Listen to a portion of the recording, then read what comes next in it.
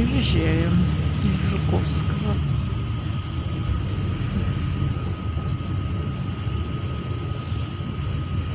Метель началась.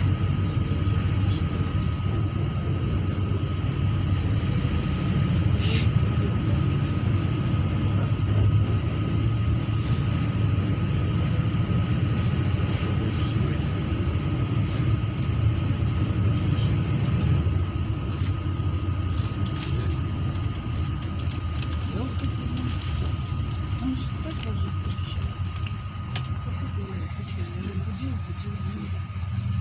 Ну, где он сидит? Ну, сколько там надо?